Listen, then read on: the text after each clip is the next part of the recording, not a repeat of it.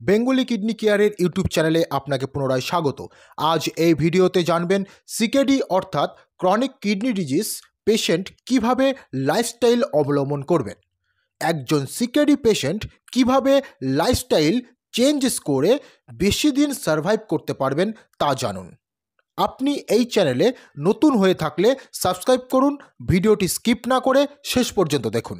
সর্বপ্রথম একজন কিডনি পেশেন্টকে তার আহার শৈলীতে চেঞ্জেস আনতে হবে।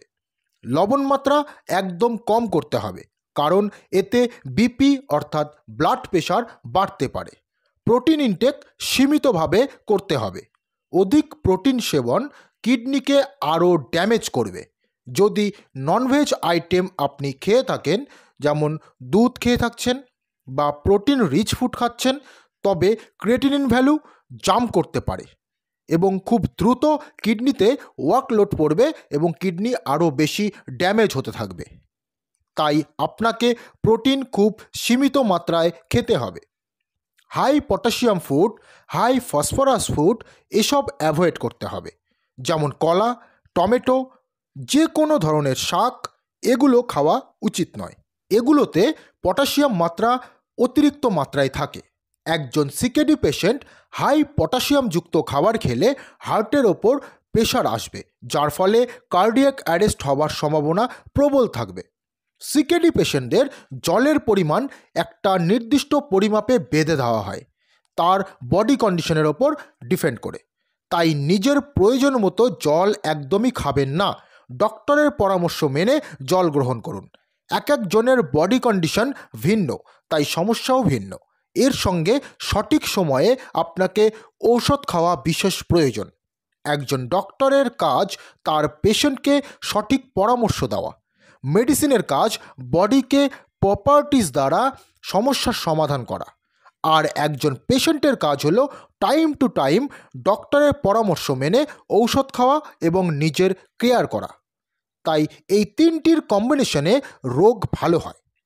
ভুল করেও পেন কিলার সেবন করবেন না, এতে কিডনির ড্যামেজ আরও বাড়তে থাকবে। যদি আপনার বিপি ও ডায়াবেটিস থাকে, তবে তা কন্ট্রোল রাখার চেষ্টা করুন। বিপিকে কন্ট্রোল করুন, শুধুমাত্র ওষুধ দিয়ে নয়, এর সঙ্গে আপনাকে লবণের মাত্রাও কম করতে হবে। খাবার থেকে লবণকে কমানো খুব মুশকিল কাজ, তাই আপনি রক সল্ট ইউজ করুন। এতে সোডিয়াম মাত্রা সাধারণ লবণের তুলনায় কম থাকে, তবে অবশ্যই কম পরিমাণে ইউজ করবেন এই রক সল্ট। ডায়াবেটিস রোগী যারা আছেন, তারা যে কোনো মিষ্টি জাতীয় খাবার অ্যাভয়েড করে চলুন। সঙ্গে মনিটর করুন আপনার ফাস্টিং এবং পিপি কত আসছে। যদি হাই সুগার থাকে, তবে এনি উপায়ে আপনাকে কন্ট্রোল রাখতে হবে। বিপি পেশেন্টরা ডেইলি বিপি মনিটর করুন। নিজের জীবনশৈলীতে চেঞ্জেস আনুন। অর্থাৎ যদি আপনার ওয়েট বেশি আছে, তবে আপনাকে ওয়েট লস করতে হবে। নর্মাল এক্সারসাইজ করবেন ডেইলি। এছাড়াও আপনি যোগা করতে পারেন। হেভি ওয়েট এক্সারসাইজ আপনি করবেন না। এসব ছোট ছোট চেঞ্জেস যদি আপনার লাইফস্টাইলে আপনি আনতে পারেন, তবে আপনি বেশি দিন ধরে সার্ভাইভ করতে পারবেন এবং খুব একটা সমস্যা আপনার খুব ফাস্ট ক্রিয়েট হবে না। এসব চেঞ্জেস না করলে ক্রিয়েটিনিন ভ্যালু বাড়তে থাকবে ডে বাই ডে এবং কিডনির ওপর, কিডনির ফাংশনের ওপর হ্যাম্পার আসবে, যার ফলে কিডনি আরও বেশি ড্যামেজ হতে থাকবে। ধূমপান ও অ্যালকোহল সেবন অ্যাভয়েড করে চলতে হবে। ব্লাড টেস্ট অবশ্যই করুন 15 দিন পর পর বা 1 মাস পর পর করুন। কেএফটি টেস্ট অবশ্যই করুন। এতে আপনি বুঝতে পারবেন আপনার কিডনিতে কিছু ইমপ্রুভ হচ্ছে কিনা।